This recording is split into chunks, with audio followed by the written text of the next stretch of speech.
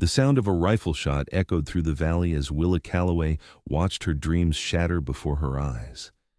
Jebediah, the man who had promised her the moon and stars, had just killed her father's prized stallion in a fit of drunken rage.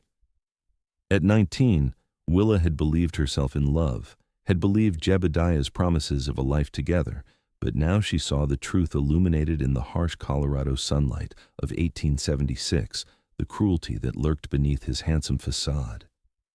"You bastard!" she screamed, rushing toward him from the porch of her family's ranch house. Her chestnut hair, usually neatly pinned, flew wild in the wind as she ran. "That horse was worth more than your miserable life!" Jebediah turned, his face twisted with anger. "Watch your mouth, woman! That beast nearly trampled me." "Because you were tormenting him." Willa's hands balled into fists at her sides. She could see her father running from the barn, her two brothers not far behind.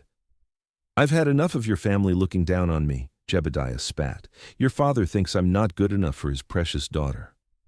Well, now he's down one precious horse. Willa's father, Walter Calloway, reached them, his weathered face red with fury. "Get off my land, Jebediah, now. And don't ever come back." "Gladly," Jebediah sneered, looking directly at Willa, "and I'm taking what's mine with me." Before Willa could react, Jebediah grabbed her arm, yanking her toward his horse. "Let her go!" Walter roared, but Jebediah already had his gun drawn. "Stay back, old man, or I'll put a bullet in you too." The next moments unfolded in a blur. Willa's brothers charging forward, Jebediah firing his gun, her father falling, her scream tearing through the air as Jebediah dragged her onto his horse and galloped away. For 3 weeks, Willa endured Jebediah's company as they traveled north. 3 weeks of terror, of grief for her father, who she wasn't sure had survived, of plotting her escape. And when the opportunity finally came, while Jebediah lay in a drunken stupor outside Cheyenne, Wyoming, she took it, stealing his horse and what little money he had, riding hard into the night. By the time Willa reached the small town of Pineridge, nestled in the foothills of the Wyoming Territory, winter had begun to settle over the land. Her funds were depleted, her spirit nearly broken. She had sent a telegram to her family weeks ago, but received no reply. She didn't know if her father was alive or dead, if her brothers were searching for her, or if Jebediah was on her trail. The town of Pineridge welcomed her with neither warmth nor hostility, merely the indifference of a frontier settlement to yet another newcomer with shadows in their eyes. Willa found work at the Silverbuckle Saloon, not as a dancer or companion as the owner initially suggested, but as a cook. She had always had a way with food, and the current cook had just left for Denver. It wasn't respectable work for a woman of her upbringing, but it kept her fed and housed in the small room above the saloon. Each night, Willa fell into an exhausted sleep, fragments of her former life haunting her dreams. Her father's gentle smile, her mother, gone 5 years now to consumption, the ranch that had been her whole world, and sometimes, in the darkest hours, Jebediah's face, twisted with a rage she hadn't recognized until it was too late. It was on a bitter, cold December morning, 3 months after her arrival in Pineridge, that Willa first encountered him. She had risen early to begin the day's baking, her breath visible in the chilled air of the saloon's kitchen. The back door opened with a gust of wind, and a man stepped inside, bringing with him the scent of horses, leather, and the sharp tang of winter. "Kitchen's not open yet," Willa said without looking up from the dough she was kneading. "I know," came the reply, a deep voice with a slight drawl. "Jacob sent me to fix that stove before you burned the whole place down." Willa glanced up then, taking in the tall figure standing just inside the door. He wore a worn sheepskin coat, a hat pulled low over his forehead, and a week's worth of stubble on his jaw. But it was his eyes that caught her attention, a clear, steady blue that assessed her with neither judgment nor particular interest. "You must be Daniel Irwin," she said, recognition dawning. "Jacob mentioned you might be coming by." He nodded, removing his hat to reveal dark hair that curled slightly at the ends. "And you're the new cook, the one who makes those apple pies that have half the miners skipping dinner to save room for dessert." Despite herself, Willa felt a small flicker of pride. "That would be me." Daniel set his hat on a hook by the door and shrugged out of his coat. "Mind if I take a look at that stove while you work? Wouldn't want to delay those pies." Willa nodded, returning her attention to the dough. She was aware of him moving around the kitchen, examining the temperamental stove that had been belching smoke for the past week. There was something comforting about his presence, solid, unobtrusive, competent. "You're new to town," he observed after several minutes of silence. 3 months isn't exactly new," Willa replied, keeping her tone neutral. "It is in Pineridge." Daniel knelt by the stove, examining something underneath. "Most folks passing through don't stay longer than a few days." "I'm not passing through." He glanced up at her, those blue eyes studying her face. "No, I don't imagine you are." He returned to his work. "Chimney's blocked. Shouldn't take long to clear." For the next hour they worked in companionable silence, Willa preparing the day's bread and pies, Daniel dismantling parts of the stove to clean out the blockage. It was the longest she had been in a man's company since escaping Jebediah, and she was surprised to find it didn't set her nerves on edge. "There," Daniel said finally, wiping his hands on a rag. "Should work properly now. No more smoke." Willa watched as he reassembled the stove, his movements efficient and sure. "Thank you. Just doing my job." He stood, brushing dust from his knees. "I work at the livery most days, but I do odd jobs around town.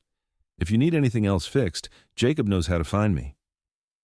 She nodded, suddenly aware of how isolated she'd kept herself these past months. "How much do I owe you for the repair?" Daniel shook his head. "Nothing. Jacob already settled up." He collected his coat and hat, then paused at the door. "Those pies really are something special, Miss Calloway."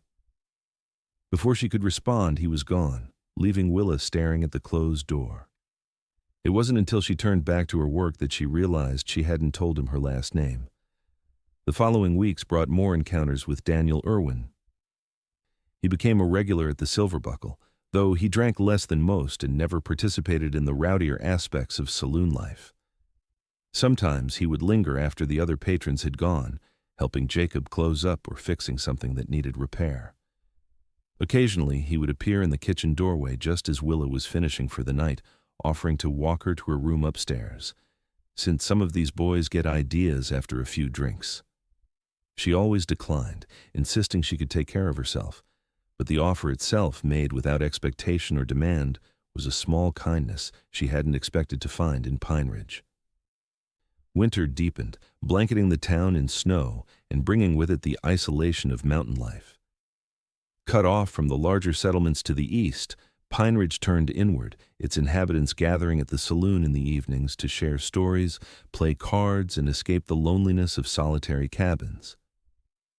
It was during one such evening in late January that Willa found herself actually engaging in conversation with the locals for the first time.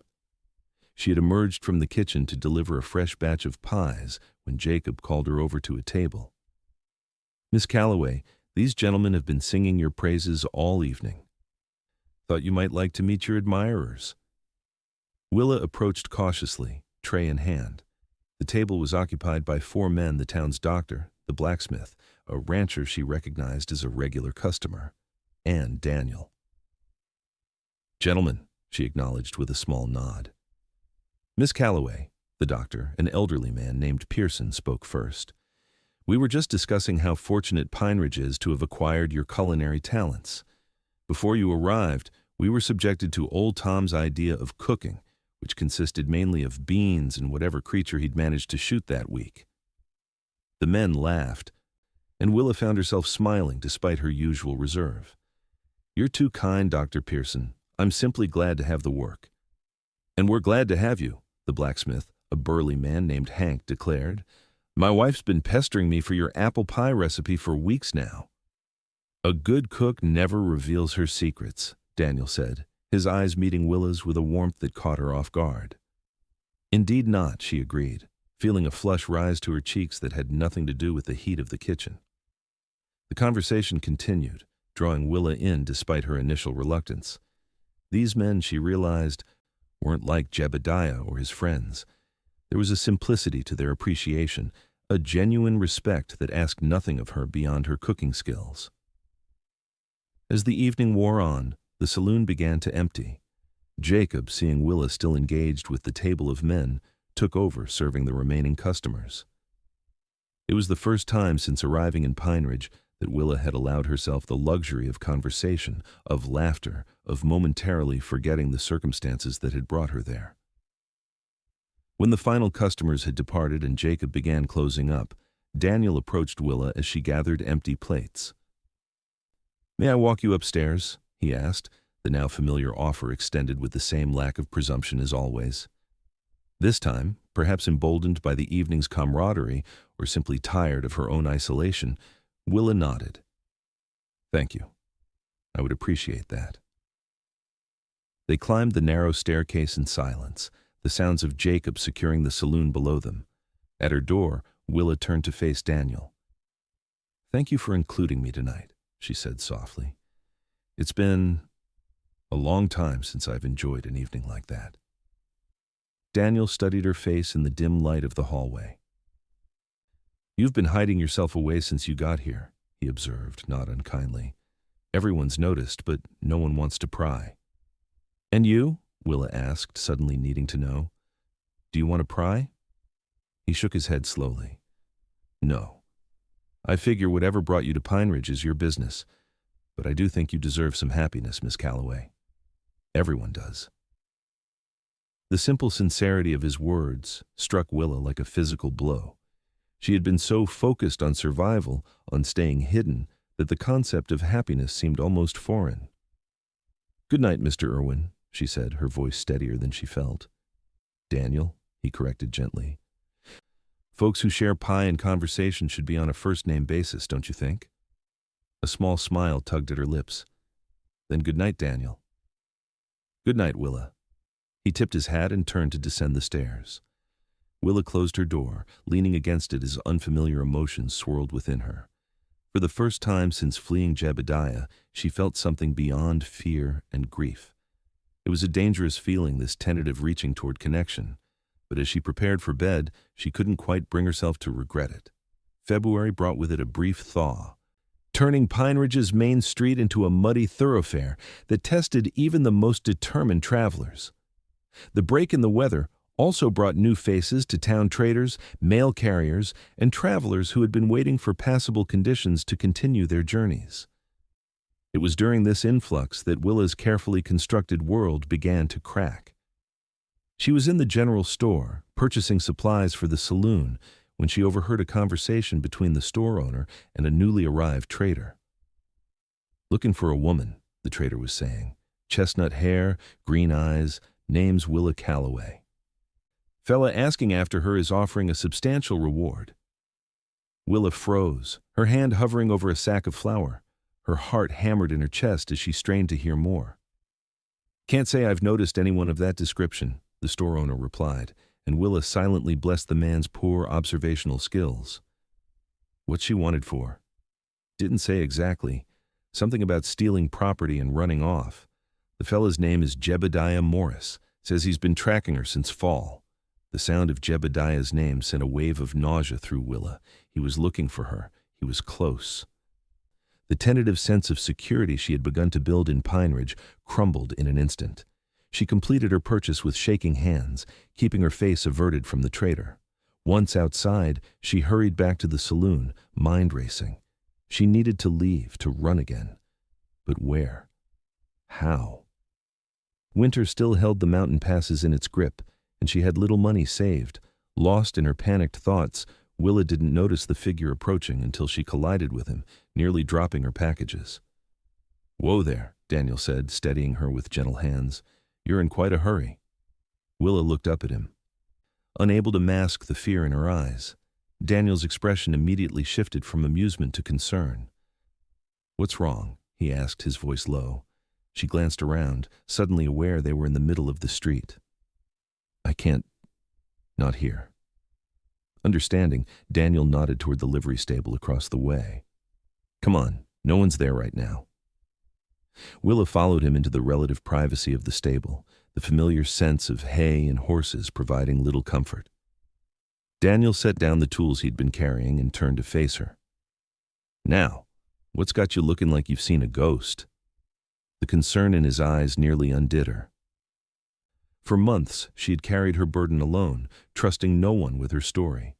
But now, with danger closing in, she found herself desperately needing an ally. "There's a man looking for me," she said, her voice barely above a whisper. "A trader at the general store was asking about me. The man searching for me. He's dangerous." Daniel's expression hardened. "Who is he?" "His name is Jebediah Morris. Willa swallowed hard. "He was courting me back in Colorado. I thought I loved him, but I didn't know who he really was until it was too late. He shot my father's horse, and when my father confronted him, he shot him too. Then he took me." The words poured out now, unstoppable. "I escaped when we reached Cheyenne. I stole his horse and money and ran. I've been hiding here, hoping he'd give up the search, but he hasn't." Daniel's face had grown increasingly grim as she spoke. "Did he hurt you?" he asked, the question weighted with meaning. Willa looked away. "Not in the way you're asking, but he would have eventually. I saw what he was capable of." Daniel was silent for a long moment, processing her story. "And now he's close." "Yes. The trader said he's offering a reward for information about me. He's claiming I stole from him." "Well, technically you did," Daniel pointed out, the ghost of a smile touching his lips. Despite everything, Willa found herself returning the smile weakly. "Yes, I suppose I did."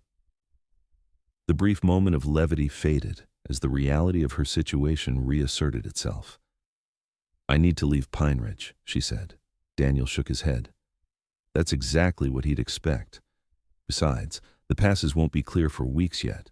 You'd be risking your life trying to leave now. "I'm risking my life staying," Willa countered.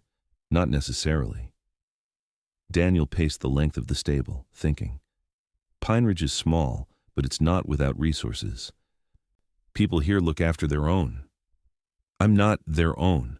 I'm just the saloon cook." Daniel stopped pacing and faced her.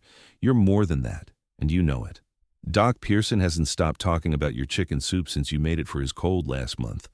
Mrs. Finley at the boarding house says your bread recipe saved her reputation. And Jacob—" He trailed off, seeming to reconsider his words. "Jacob what?" Willa pressed. "Jacob says you're the best thing that's happened to that saloon in years, not just because of your cooking, but because you bring a sense of, I don't know, dignity to the place." Willa blinked in surprise. She had never considered that the townspeople might view her as anything more than a convenient source of meals. "Even if that's true," she said, "it doesn't change the fact that Jebediah is looking for me, and someone in town might be tempted by that reward. Then we need to make sure no one recognizes you from his description." Daniel studied her thoughtfully. "Your hair is your most distinctive feature. If we were to change it how? Cut it shorter perhaps, maybe darken it with walnut hull dye. Mrs. Finley would know how to do that properly." Willa's hand went reflexively to her long chestnut locks. She had always taken pride in her hair, but vanity was a luxury she could no longer afford. "And your name," Daniel continued. "You've been using your real surname. We should change that too." "To what?" Daniel thought for a moment. "Caldwell. It's close enough to Calloway that you might still respond to it naturally, but different enough to throw off suspicion." The practicality of his suggestions helped calm Willa's panic. This was a plan, not just blind flight as before. "Why are you helping me?" she asked suddenly. "You barely know me." Daniel's blue eyes held hers steadily. "I know enough. I know you work harder than anyone in this town. I know you're kind to old Doc Pearson even when he's being cantankerous. I know you slip extra food to those kids from the mining camp when they hang around the back door of the saloon." He stepped closer, his voice softening. "And I know what it's like to run from something, to try to build a new life somewhere no one knows your name or your past." The revelation that Daniel had his own secrets shouldn't have surprised Willa, but it did. In her mind, he had become a symbol of stability, the steady presence that anchored Pineridge. "What did you run from?" she asked, curiosity momentarily overriding her own concerns. A shadow passed over his face. "That's a story for another time. Right now, we need to focus on keeping you safe." Before Willa could press further, the stable door opened and a young boy stuck his head in. "Mr. Irwin, Pa says the wagon wheel's fixed if you want to come check it." "Tell him I'll be right there, Tommy," Daniel replied. The boy nodded and disappeared. Daniel turned back to Willa. "Go back to the saloon. Act normal. I'll speak with Mrs. Finley about the hair dye and bring it to you this evening. And Willa," he hesitated, "trust me. You don't have to face this alone anymore." The simple promise brought unexpected tears to Willa's eyes. She nodded, unable to speak around the sudden tightness in her throat. Daniel touched her arm briefly, then collected his tools and left the stable. Willa remained for a few moments, gathering her composure before venturing back into the street. As she walked to the saloon, packages clutched to her chest, Willa felt a curious mixture of fear and hope. Fear of Jebediah finding her, of having to flee again, of never finding true safety. But hope, too, hope that in this small mountain town, with these people who had unknowingly become important to her, she might find not just refuge, but a real home. That evening, after the saloon had closed, Daniel appeared at the kitchen door with a small package wrapped in brown paper. "Mrs. Finley sends this with her compliments," he said, handing it to Willa. "She says to apply it to damp hair and let it sit for at least 2 hours before rinsing, and she included scissors sharp enough for the job." Willa accepted the package, a lump forming in her throat at the reality of what she was about to do. "Did you tell her why?" "Only that you were concerned about being recognized by someone from your past." She didn't ask for details. Daniel leaned against the doorframe. "That's one thing you'll find about folks out here. They understand the value of a fresh start." "Will you?" Willa hesitated, then forced herself to continue. "Would you stay while I do this?" The request surprised them both. Daniel recovered first, nodding. "Of course, if that's what you want." They moved to Willa's small room above the saloon, where she had a wash basin and mirror. Daniel sat on the room's only chair while Willa unwrapped Mrs. Finley's package. Inside were a pair of sharp scissors, a jar of dark liquid that smelled of walnuts, and a note with instructions. Willa dampened her hair with water from the basin, then met Daniel's eyes in the mirror. "How short should I cut it?" He considered for a moment. "To your shoulders, perhaps? Short enough to look different, but not so short that it draws attention for being unusual." Nodding, Willa picked up the scissors. Her hand trembled slightly as she brought them to her hair. "Wait," Daniel said, rising from the chair. "Let me help. It'll be easier for someone else to cut it evenly." Willa hesitated, then handed him the scissors.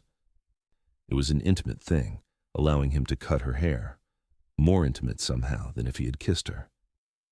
Daniel worked carefully, his calloused fingers gentle as they moved through her hair. Neither spoke as the long chestnut locks fell to the floor around them. When he had finished, Willa barely recognized the woman in the mirror, her hair now just brushing her shoulders, the shortened length making it appear thicker, wilder. "Now for the dye," Daniel said, stepping back to give her space. Willa applied the walnut mixture to her damp hair, working it through the shortened strands until every piece was saturated. The scent was earthy. Not unpleasant, but strong. "Mrs. Finley says you need to keep it wrapped for 2 hours, Daniel reminded her, handing her a cloth from the package. Willa twisted her hair up and wrapped it in the cloth. The transformation was already startling without her distinctive long hair framing her face. Her features seemed different, more defined. "Thank you," she said, turning to face Daniel. "For all of this." He shrugged, uncomfortable with her gratitude. Anyone would do the same. "No," Willa shook her head. "They wouldn't. Most people would look the other way, or worse. Turn me in for the reward." Daniel's expression darkened at the mention of the reward. "About that. I did some asking around. The trader who was spreading word about you left town this morning, heading north. But he was talking freely at the saloon last night, so several people heard about the search for you." Fear clutched at Willa's heart. "Do you think anyone made the connection?" "Hard to say. The description was general enough chestnut-haired woman named Willa. But with your hair changed and using a different surname, it should throw off suspicion." They fell silent, the gravity of the situation settling between them. Willa moved to sit on the edge of her bed, suddenly exhausted by the day's events.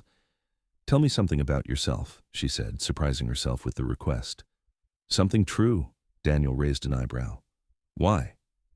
"Because I've shared my secrets with you. Because I'm sitting here with awful-smelling dye in my hair, changing my appearance to hide from a man who wants to hurt me. Because I'm tired of being afraid, and I'd like to think about something else for a while." A small smile touched Daniel's lips. "Fair enough." He leaned against the wall, considering. "I was married once. Her name was Elizabeth. She died 6 years ago." The revelation stunned Willa. She had never imagined Daniel as a widower. "I'm sorry," she said softly. "What happened to her?" "Childbirth, her and the baby both." His voice was steady, but Willa could see the old pain in his eyes. "That's what I was running from when I came to Pineridge. Not the law or a bad deed, just memories." "How long have you been here?" 5 years. Came the summer after I lost them. Planned to keep moving, but something about this place," he gestured vaguely. "It felt like somewhere I could breathe again." Willa nodded in understanding. Despite her current fear, she had felt the same way about Pineridge, as if the mountain air itself had healing properties. "What about your family?" she asked. "Back in Colorado, have you had any word?" Daniel shook his head. "Nothing since that telegram you sent when you first arrived, but no news could be good news. It might mean your father survived." Hope flickered within Willa at the thought. She had tried not to dwell on her family's fate, knowing there was nothing she could do from so far away, but the possibility that her father might have lived had sustained her through the darkest moments. "I dream of them sometimes," she admitted. "The ranch. My brothers arguing over whose turn it was to mend the fences. My father teaching me to ride when I was barely big enough to reach the stirrups. It sounds like a good life." It was. Willa's throat tightened with emotion. "Until Jebediah." Daniel's expression hardened at the name. "Men like that," he said quietly. "They don't stop. They don't change. They just find new victims." Something in his tone made Willa look up sharply. "You sound like you're speaking from experience." He met her gaze steadily. "My father was such a man, not violent in the way your Jebediah is, but cruel in his own way. He broke my mother's spirit piece by piece over 20 years of marriage." "I'm sorry," Willa said, recognizing the inadequacy of the words, even as she spoke them. Daniel shrugged. "It taught me what kind of man I didn't want to be." The simple statement revealed more about Daniel Irwin than any elaborate confession could have. It explained his gentleness, his respect for her boundaries, his willingness to help without expectation of reward. Before Willa could respond, a clock somewhere in the town struck the hour. Daniel straightened from his position against the wall. "It's been 2 hours. You should rinse that dye out before it gets too dark."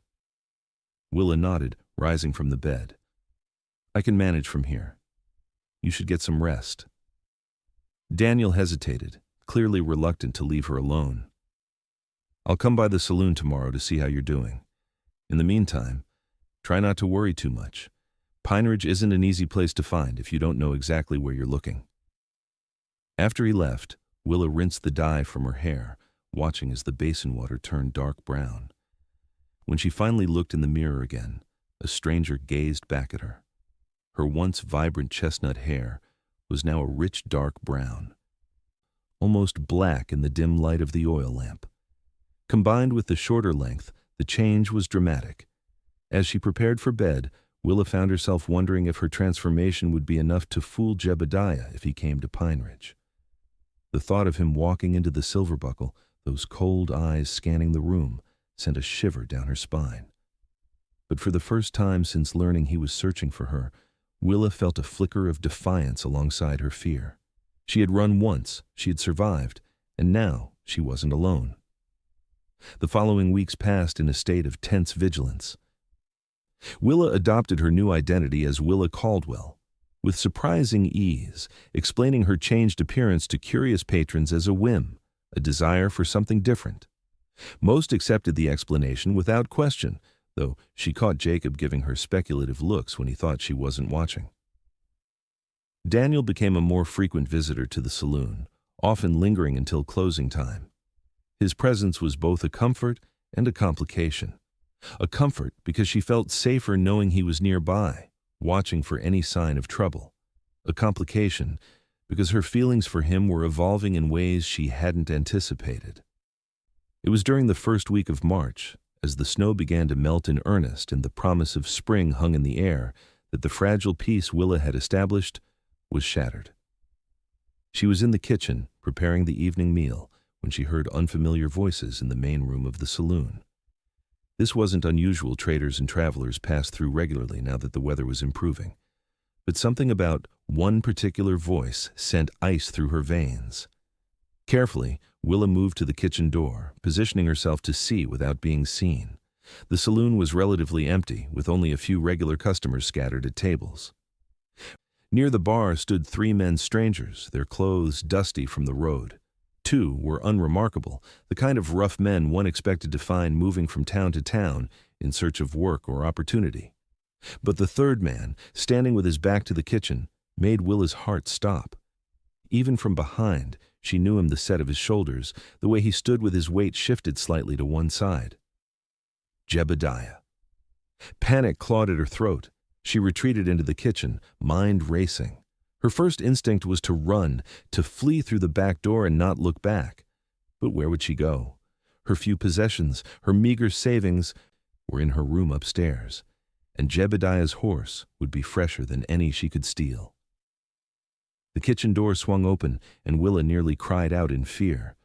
But it was only Jacob, his weathered face creased with concern. "You all right, Miss Caldwell?" he asked, emphasizing her assumed surname with a meaningful look. "You're pale as a ghost." Willa realized in that moment that Jacob had perhaps always known that she was hiding something. The deliberate use of her false name confirmed it. "He's here," she whispered, clutching the edge of the work table for support. "The man I told you about." Understanding dawned in Jacob's eyes. Daniel had obviously confided in him. The dark-haired fellow with the scar on his cheek? Willa nodded, unable to speak past the knot of fear in her throat. "Stay in here," Jacob instructed. "I'll handle it." He turned to leave, then paused. "And Willa, if things go south, there's a trap door under the rug by the pantry. Leads to a root cellar with an exit behind the building. Used it during the miners' riots a few years back." Before she could respond, he was gone, the door swinging shut behind him. Willa stood frozen, straining to hear what was happening in the main room, the murmur of voices, the clink of glasses. Nothing out of the ordinary. Then Jebediah's voice, louder now, reaching her through the closed door. "Looking for a woman. Chestnut hair, green eyes. Name's Willa Calloway. She stole from me, and I aim to get what's mine." "Can't say I've seen anyone of that description," Jacob's voice steady and unperturbed. "Most women around here are either married to miners or working girls. Neither sort tends to last long in Pineridge." "She might have changed her appearance," one of Jebediah's companions suggested. "Cut her hair, maybe." "Even so," Jacob replied, "a new woman in town would be noticed. We don't get many single ladies passing through, let alone staying." There was a pause, and Willa imagined Jebediah's eyes narrowing with suspicion. He had never been a man to take no for an answer. "You got a cook?" he asked suddenly. "Someone who works in the back?" Willa's blood ran cold. "Got a Chinese fella," Jacob lied smoothly. "Makes a decent stew, but his biscuits could break teeth." Laughter from the regulars at this familiar complaint. Willa silently blessed Jacob's quick thinking. "Mind if we look around anyway?" Jebediah pressed. "Check the rooms upstairs?" "As a matter of fact, I do mind." Jacob's voice had hardened. "Those rooms belong to paying customers who value their privacy. You're welcome to a drink and a meal, but that's as far as my hospitality extends." Tension hummed in the air, audible even through the closed door. Willa crept to the trap door Jacob had mentioned, pulling back the rug to reveal a metal ring set into the floorboards. If Jebediah decided to force the issue, she would need to move quickly. The sound of the saloon's front door opening broke the standoff, heavy boots on the wooden floor, and then a voice that made Willa's knees weak with relief. "Evening, Jacob," Daniel said, his voice carrying clearly to the kitchen. "Thought I'd stop by for a drink before heading home." There was a pause, during which Willa imagined Jacob communicating something silently to Daniel. "Don't believe I've had the pleasure," Daniel continued, presumably addressing Jebediah and his companions. "Daniel Irwin, I run the livery stable." "Jebediah Morris," came the reply, the voice that haunted Willa's nightmares. "These are my associates, Tate and Wilcox. We're looking for someone, a woman who stole from me and ran off." "That so?" Daniel's tone was neutral, giving nothing away. "Not many women pass through Pineridge. It's not exactly a welcoming place for the fairer sex." "This one might have changed her name, might be hiding." Daniel sounded thoughtful. "Well, there's the widow Finley who runs the boarding house, and Mrs. Pearson, the doctor's wife. A few miners' wives out at the camp. Oh, and Martha at the general store, but she's been here longer than most of us." The casual inventory of Pineridge's female population, with no mention of a saloon cook, was masterfully done. Willa could almost see Jebediah's frustration mounting. "Your stables," Jebediah said abruptly. "Would you remember a woman buying or renting a horse in the past few months? Pretty thing, with green eyes." "Can't say that I would," Daniel replied. "Horse trading's been slow since fall. Most folks who want to travel wait for spring." Another tense silence. Then Jebediah's voice again, lower, with an edge of menace. "You sure about that, stable master? Because I'd make it worth your while if your memory improved." "My memory's just fine." Daniel's voice had cooled several degrees. "And I don't take kindly to being called a liar in my own town." The threat was subtle but unmistakable. Willa held her breath. Hand still on the trap-door ring. If fighting broke out, she would need to run. "Come on, Jeb," one of the other men, Tate or Wilcox. Willa couldn't tell which interjected. "She's probably long gone by now. Could be halfway to California." A long pause. Then Jebediah spoke again, his tone falsely pleasant. "Perhaps you're right. We've wasted enough time in this mud hole of a town. Let's get a drink and be on our way." The tension in the room eased fractionally. Willa heard the scrape of chairs as the men apparently took seats at a table. She remained by the trap door, unwilling to trust that the danger had passed. Several minutes later, the kitchen door opened again. Daniel slipped inside, closing it quietly behind him. His face was grim as he crossed to where Willa crouched by the trap door. "Are you all right?" he asked softly, kneeling beside her. She nodded, not trusting her voice. "He's drinking with his men," Daniel told her. "Jacob's watering their whiskey, trying to get them talking about where they're headed next. But Willa," he hesitated, then continued, "I don't think he's convinced. He keeps looking at the kitchen door." "I need to leave," Willa whispered, "now, while he's distracted." Daniel shook his head. That's exactly what he'd expect. "No.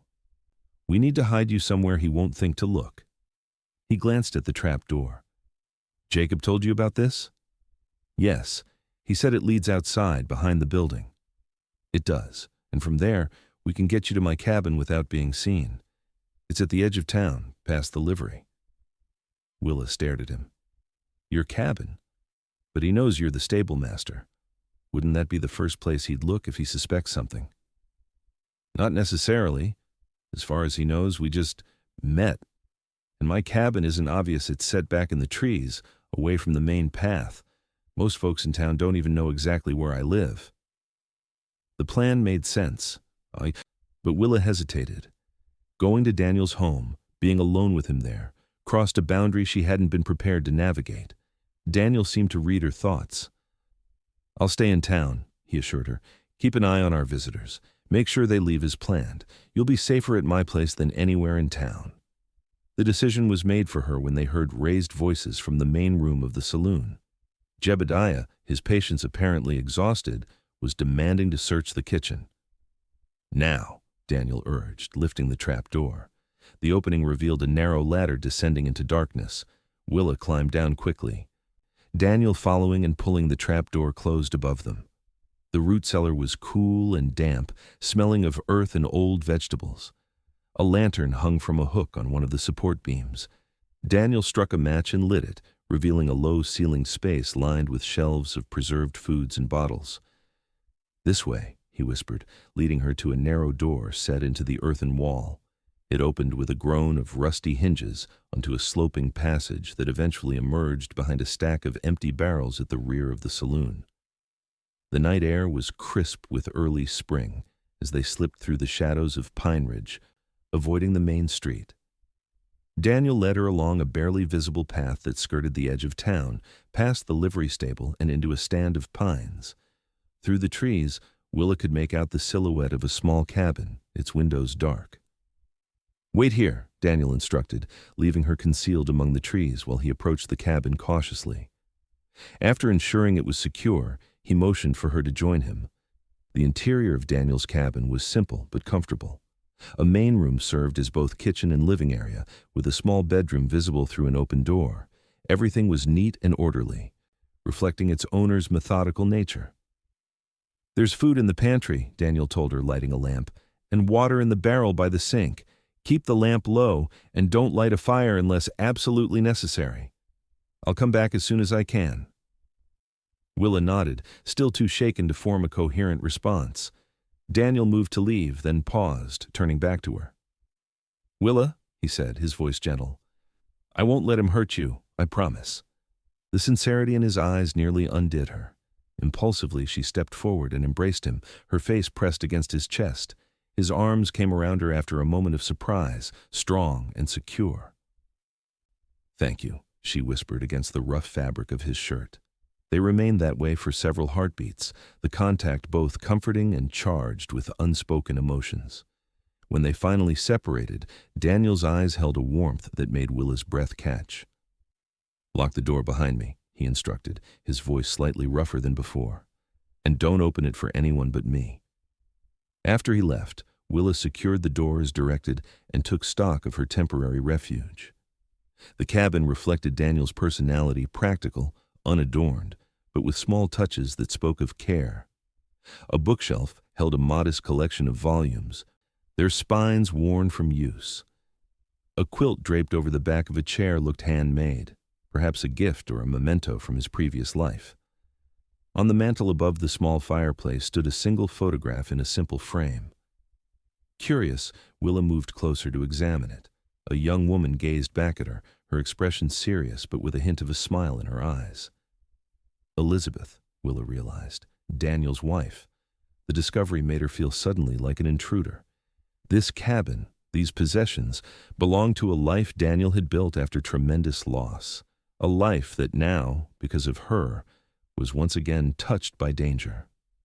Exhausted and emotionally drained, Willa sank into a chair. The events of the day had left her numb, her mind unable to process the reality that Jebediah had found her, had come so close to discovering her hiding place. She must have dozed off, for the next thing she knew, she was startled awake by a soft knocking at the door. Fear jolted through her until she heard Daniel's low voice calling her name. Rushing to the door, she unbolted it to find him standing there, his face drawn with fatigue but his eyes alert. "They're gone," he said as she stepped back to let him enter. "Left town about an hour ago, heading west. Jacob and I made sure they were well on their way before I came back." Relief made Willa's knees weak. She sank back into the chair she had vacated. "Do you think they'll return?" Daniel shrugged out of his coat, hanging it on a peg by the door. "Hard to say. Jebediah wasn't convinced, but his companions were eager to move on. They mentioned trying Silver Creek next." Silver Creek was a larger settlement about 2 days' ride to the west. The knowledge that Jebediah was moving away from Pineridge should have been comforting, but Willa couldn't shake the feeling that this wasn't over. "What happens now?" she asked quietly. Daniel ran a hand through his hair, weariness evident in every line of his body. "For tonight, you stay here. It's safest. Tomorrow we can decide on a longer-term plan." He moved to the small kitchen area, filling a kettle with water and placing it on the stove. "Tea?" he offered. Willa nodded, watching as he competently set about preparing the simple comfort. There was something deeply intimate about being in his home, watching him move through these familiar routines. It struck her that in the months she had known him, this was the first time she had seen him truly in his element. "I saw her picture," Willa said softly, nodding toward the photograph on the mantel. Elizabeth. Daniel glanced at the photograph, his expression unreadable. Yes, she was beautiful. She was. He measured tea leaves into a pot, his movements precise, inside and out. Do you still miss her? The question escaped before Willa could consider its propriety. Daniel was silent for a long moment, focusing on pouring the hot water over the tea leaves. When he finally spoke, his voice was low but steady. Every day. But not in the same way as at first. In the beginning, it was like a physical pain. I couldn't breathe with it. Now, he searched for the right words. Now it's more like an old injury that aches sometimes but doesn't stop me from living. The honesty of his answer touched Willa deeply. I'm sorry I brought danger to your door, she said, after everything you've been through. Daniel shook his head, bringing 2 cups of tea to the table and sitting across from her. Danger finds its own way, Willa. It's not something you brought or caused. His gaze held hers over the steaming cups. Besides, some things are worth risking danger for. The implication of his words hung in the air between them, neither acknowledging it directly, but both acutely aware of its presence. Willa sipped her tea, using the moment to gather her thoughts. I can't keep running, she said finally. Sooner or later he'll find me again, and next time I might not have someone like you to help me. What are you saying? I'm saying maybe it's time I stopped hiding, time I faced what happened. Daniel frowned. If you're suggesting confronting Jebediah yourself, I can't support that. He's dangerous, Willa. You know that better than anyone. Not confronting him, she clarified, confronting the truth. I've been running for so long that I never stopped to consider other options, like the law. The law? Daniel looked skeptical. From what you've told me, your word against his might not count for much, especially if he's claiming you stole from him. But what if it wasn't just my word? Willa leaned forward, an idea forming. What if I could get word to my family? If my father survived, his testimony about what Jebediah did would matter, and my brothers too, they witnessed everything. Daniel considered this. It's possible. But finding your family, getting a message to them without alerting Jebediah, it wouldn't be easy. Nothing about this has been easy, Willa pointed out, but I'm tired of living in fear, tired of looking over my shoulder, wondering when he'll appear again. Daniel nodded slowly, understanding in his eyes. So what do you propose? I send a telegram to our neighbor in Colorado, Mr. Fletcher. He was my father's closest friend. Willa swallowed hard. If my father didn't survive, Mr. Fletcher would know what happened to my brothers, where they might be now. And if Jebediah has someone watching the telegraph office in your hometown. I'll be careful with my wording. Nothing that directly identifies me or mentions Jebediah. Daniel mulled this over, absently turning his teacup between his hands. It could work, he admitted. But Willa, what then? Even if you establish contact with your family, what's the end goal? Justice, she said simply. If my father is alive, his testimony could lead to Jebediah's arrest. If not, well, at least I'd know, and I could stop running. They talked late into the night, refining the plan, considering contingencies. It was the most open Willa had been with anyone since fleeing Colorado, and the relief of sharing her burden was immense. As the first light of dawn began to filter through the cabin windows, Daniel finally insisted they both get some rest. He offered Willa his bed, saying he would sleep in the chair by the stove. Too exhausted to argue, she accepted, though sleep was long in coming despite her fatigue. In the quiet darkness of Daniel's bedroom, surrounded by his simple possessions and the lingering scent of him on the pillow, Willa found herself confronting feelings she had been avoiding for weeks. Her attachment to Daniel had grown from gratitude to friendship, to something deeper, something that frightened her with its intensity. After Jebediah, she had sworn never to trust her heart to a man again. Yet, here she was, lying in Daniel Irwin's bed, planning a future that increasingly included him in ways she couldn't fully articulate, even to herself. The realization should have terrified her. Instead, as sleep finally claimed her, Willa felt a curious sense of peace. Whatever came next, whether confronting her past or building a new future, she would face it with her eyes open and her spirit whole. She was done being broken. Morning brought a renewed sense of purpose. After a simple breakfast, Daniel escorted Willa back to the saloon via the hidden root cellar entrance. Jacob greeted them with evident relief, confirming that Jebediah and his companions had not returned. But they left a bad taste, the saloon keeper added grimly. Asked too many questions after you left, Daniel. About you specifically. Daniel's expression darkened. What kind of questions? How long you'd been in town, whether you lived alone, if you had any connection to Colorado. Willa and Daniel exchanged worried glances. He suspects something, she said. Suspects, yes, but he doesn't know, Daniel replied, and we need to keep it that way until we can contact your family. They decided that Willa would continue working at the saloon, maintaining her disguise as Willa Caldwell. Daniel would take the stage to Silver Creek the following day to send the telegram from there, reasoning that Jebediah would be less likely to monitor communications from a town he was actively searching. Be careful, Willa urged as they finalized the details. If he recognizes you... He won't, Daniel assured her. He saw me for all of 10 minutes in a dimly lit saloon. Besides, I'll be in and out of Silver Creek before he knows I'm there. The plan set, they went about their day with forced normality. Willa baked and cooked, served customers, and tried not to jump at every unfamiliar voice or face that entered the saloon. Daniel returned to the livery stable, tending to horses and repairs as if nothing had changed. But everything had changed. The brief security Willa had found in Pineridge had been shattered. Even as she went through the motions of her daily routine, her mind raced with contingency plans, escape routes, worst-case scenarios. That evening, after the saloon closed, Daniel met her in the kitchen, as had become their custom. But instead of their usual conversation, he handed her a small object wrapped in cloth. "What's this?" Willa asked, unwrapping it to reveal a Derringer pistol, small enough to conceal in a pocket or sleeve. "Protection," Daniel said simply.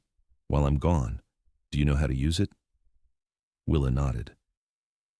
Growing up on a ranch, she had learned to shoot at an early age. "I do. But Daniel, I've never shot a person." His eyes held hers steadily. "I pray you never have to. But if Jebediah returns while I'm away..." He didn't need to finish the thought. Willa tucked the small weapon into her pocket, the weight of it both reassuring and terrifying. "How long will you be gone?" 2 days at most. The stage leaves tomorrow morning and returns the following afternoon. Assuming all goes well, I'll be back before sunset the day after tomorrow. They stood in silence for a moment, the imminent separation weighing on them both. There were things Willa wanted to say, fears she wanted to voice, feelings she wanted to express, but the words stuck in her throat.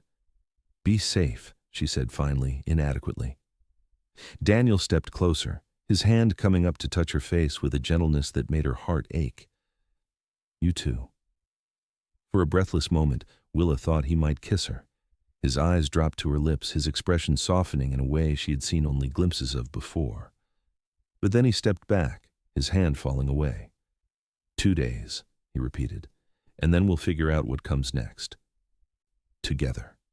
The promise in that last word stayed with Willa long after Daniel had gone, a small flame of hope in the darkness of uncertainty. The following day crawled by with excruciating slowness. Willa moved through her tasks mechanically, her mind constantly returning to Daniel on the stage to Silver Creek. Had he arrived safely? Had he sent the telegram? Was Jebediah there, perhaps even now discovering Daniel's mission? By evening, her nerves were stretched to breaking point. Every customer who entered the saloon received her careful scrutiny. Every unfamiliar voice made her hand stray to the pocket where the Derringer waited. It was nearing closing time when the saloon door opened to admit a stranger, tall and lean with the dust of travel on his clothes and a weariness in his stance that spoke of a long journey. Willa, emerging from the kitchen with a tray of clean glasses, nearly dropped it when the man looked up and their eyes met. Recognition dawned simultaneously. The stranger's exhausted face transformed with shock, then joy. "Willa?" he breathed, taking a step toward her. The glass in her hand slipped, shattering on the floor. Samuel Calloway, her middle brother, crossed the room in 3 long strides and enfolded her in an embrace that nearly lifted her off her feet. Willa clung to him, disbelief and joy warring within her. "How?" she managed to ask when he finally set her down. "How did you find me?" Samuel glanced around the saloon, aware that their reunion had drawn curious stares. "Is there somewhere we can talk privately?" Jacob, witnessing the exchange, nodded toward the stairs. "Use my office," he offered. "I'll see to things down here." Upstairs, in the small room Jacob used for bookkeeping and business matters, Willa finally got a good look at her brother. At 25, Samuel had always been the most serious of her siblings, the one who thought before he acted. Now his face bore new lines, a maturity beyond his years. "Pa's alive," he said before she could ask the question burning in her throat. Jebediah's bullet hit his shoulder, not his heart. He was laid up for weeks, but he pulled through. Relief made Willa's knees weak. She sank into a chair, tears blurring her vision. "Thank God," she whispered. "I've been afraid all this time that I'd left him to die." "You didn't leave, Willa. You were taken." Samuel's voice hardened. "We've been searching for you since that day. When your telegram reached Mr. Fletcher 2 months ago, it gave us our first real hope." Willa frowned in confusion. "My telegram? I never sent one." Samuel's brow furrowed. "Someone did. It said you were safe in Pineridge, Wyoming territory, working at a place called the Silver Buckle." Understanding dawned. "Daniel," Willa said softly. "He must have sent it when I first arrived, before we even really knew each other." "Daniel?" Samuel's protective instincts visibly sharpened. "Who's Daniel?" Willa shook her head, smiling despite the seriousness of the situation. Even after all this time, her brother's overprotectiveness remained unchanged. "He's a friend," she said simply. "He's been helping me. In fact, he left for Silver Creek yesterday to send another telegram to Mr. Fletcher, trying to make contact with our family." Samuel absorbed this information, his expression thoughtful. "Seems I owe this Daniel my thanks. And speaking of Silver Creek," he hesitated, his face growing grim. "Willa, Jebediah's there. I tracked him that far before coming here." Fear clutched at Willa's heart. "Did he see you?" "No, I was careful. But Willa, he's not alone. He's gathered a small gang men who are willing to do his dirty work for a share of whatever he's promised them." "The reward," Willa murmured. "He's offering money for information about me." Samuel nodded grimly. "That's part of it. But I think there's more. From what I overheard, he's been telling people that you stole something valuable from him, something worth killing for." Willa's mind raced, trying to make sense of this. "The only thing I took was his horse and what little money he had in his saddlebags, hardly worth forming a gang over." "Unless it's not about what you took, but what you know," Samuel suggested. "Did Jebediah ever involve you in his business dealings? Talk about his plans?"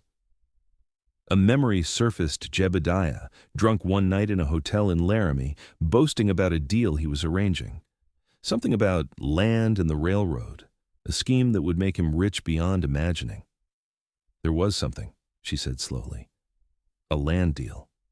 He was planning to sell property to the railroad property he claimed to own, but I don't think actually did.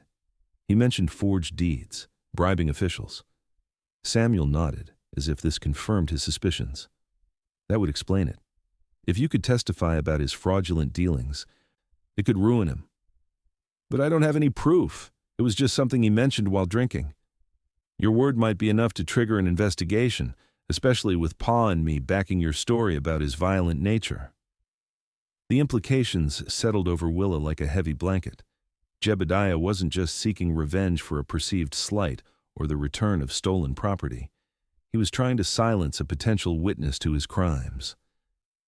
"Daniel's in danger," she realized with growing horror.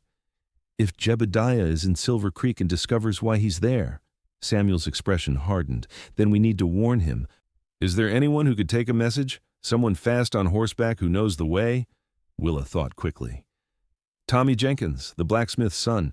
He makes deliveries to Silver Creek regularly, knows all the shortcuts." Go find him, Samuel instructed. I'll write a warning for your Daniel, and Willa. He caught her arm as she moved toward the door. Be careful. If Jebediah has men watching the town. I know. She touched the pocket where the derringer rested. I'll be careful. Finding Tommy proved easier than expected. He was in the stables behind the saloon, helping his father shoe a horse for a traveler. After a hurried explanation and the promise of payment, the teenager agreed to ride to Silver Creek immediately with Samuel's warning for Daniel. As Tommy galloped out of town, Willa felt a measure of relief. At least Daniel would be warned, but the knowledge that Jebediah was so close and with reinforcements left her chilled to the bone. What now? She asked Samuel as they returned to Jacob's office. Her brother's face was set with determination. Now we prepare. Jebediah will come here eventually, if not following your Daniel back, then on his own once he exhausts his search in Silver Creek. We should leave, Willa suggested. Both of us. Head back to Colorado while we can. Samuel shook his head. Running won't solve this, Willa. It's what you've been doing for months and he's still hunting you. No, it's time to end this, one way or another. The resolve in his voice reminded Willa painfully of their father. Walter Calloway had never backed down from a fight, never run from trouble. It seemed Samuel had inherited that same stubborn courage. How? She asked, a familiar weariness settling over her. How do we end something like this? With the law on our side, Samuel replied. I didn't come alone, Willa. There's a U.S. Marshal in Silver Creek, investigating reports of land fraud. That's how I learned about Jebediah's scheme. The Marshal is gathering evidence, building a case. Hope flickered within Willa. And my testimony could help? It could be the piece that brings it all together. But we need to get you to Silver Creek safely, to speak with the Marshal directly. The prospect of returning to the very town where Jebediah was currently searching for her seemed madness. But Willa was tired of running, tired of fear dictating her every move. When? She asked simply. Tomorrow, Samuel decided. We'll leave at first light. With luck, we'll reach Silver Creek by nightfall, meet with the Marshal, and be on our way back to Colorado before Jebediah realizes what's happening. The plan was risky, but direct, exactly the kind of approach Samuel had always favored. Willa nodded her agreement, even as doubt gnawed at her. So much could go wrong. Yet for the first time in months, she felt a sense of agency, of taking control rather than merely reacting to Jebediah's pursuit. That night, Willa slept fitfully in her small room above the saloon, Samuel on a pallet on the floor beside her bed. The familiar presence of her brother should have been comforting, but her mind was too full of worries to find true rest.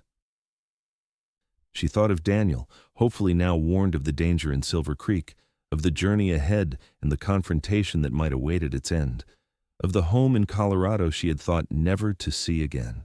Morning came too quickly, the first pale light of dawn filtering through her window. Samuel was already awake, his few possessions packed and ready. Willa dressed quickly in her most practical clothes, a split riding skirt she had acquired in Pineridge, a sturdy blouse, and boots well worn but serviceable.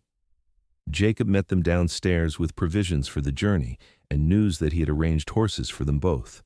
His kindness, after months of gruff tolerance, brought unexpected tears to Willa's eyes.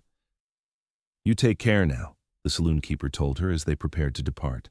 This place won't be the same without your cooking. Thank you, Willa said sincerely, for everything, for giving me a chance when I needed it most. Jacob waved away her gratitude. You earned your keep fair and square.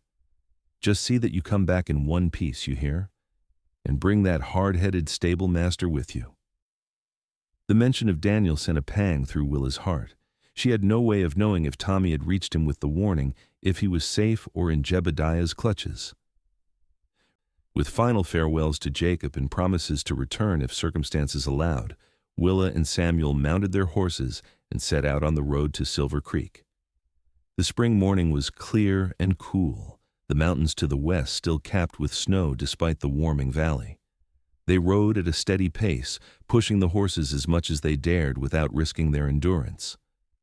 Samuel, ever the better rider, led the way, occasionally doubling back to ensure they weren't being followed. By midday, They had covered half the distance to Silver Creek. They paused briefly to rest the horses and eat a cold meal from their provisions. Samuel remained vigilant, his eyes constantly scanning the terrain around them. "You've changed," Willa observed as they prepared to continue their journey. "You're harder than I remember."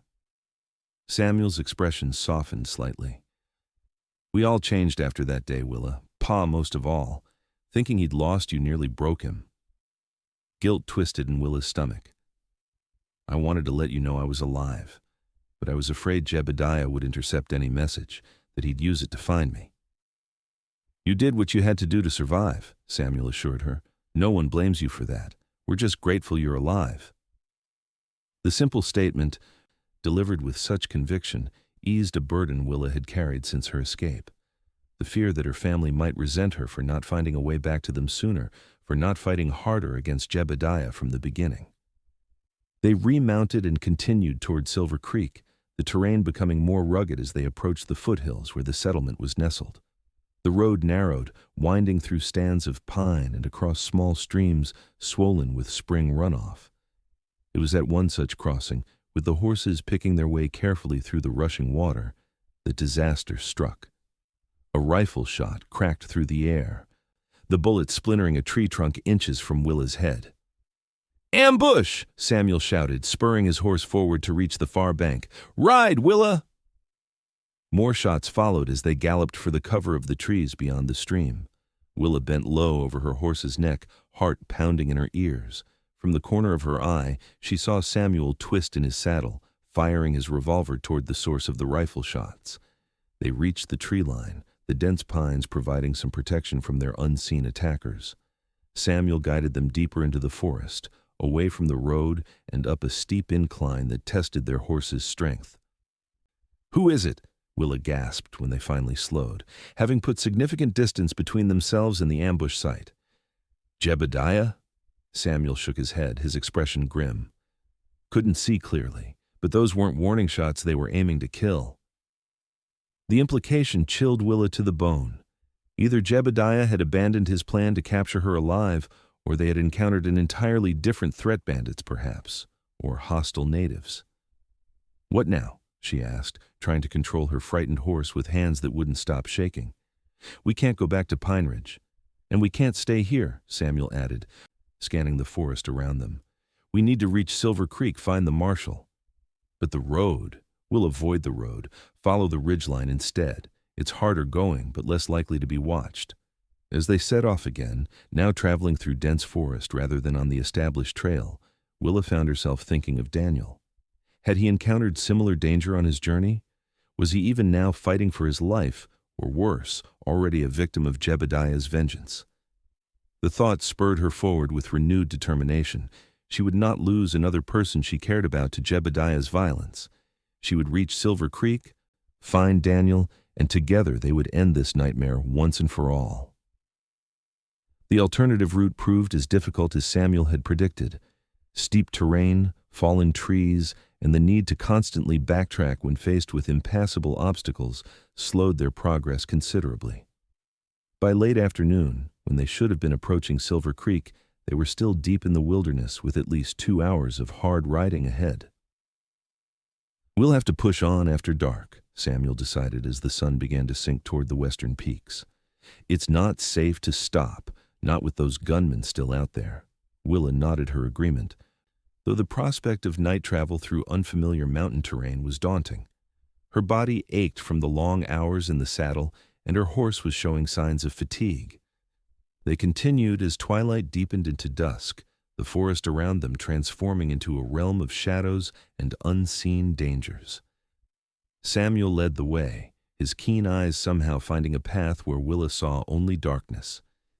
It was in this half-light, with senses strained to their limits, that Willa heard it, the unmistakable sound of approaching riders coming from the direction they were heading. Samuel heard it too, raising a hand to signal a halt. They sat motionless on their tired horses, listening as the sounds grew closer. "Could be a patrol from Silver Creek," Samuel whispered. Or Jebediah," Willa finished grimly. Samuel dismounted silently, motioning for Willa to do the same. They led their horses off the faint trail they had been following, deeper into the trees where the encroaching darkness would help conceal them. The approaching riders, Willa counted at least 3 by the sound of the hoofbeats, were moving with purpose, but caution, as if searching rather than simply traveling. "Stay here," Samuel murmured, drawing his revolver. "If anything happens, take your horse and ride north. Keep the North Star on your right shoulder, and you'll eventually hit the stage road to Cheyenne." Before Willa could protest, he had slipped away into the darkness, moving toward the approaching riders with the silent skill of a hunter.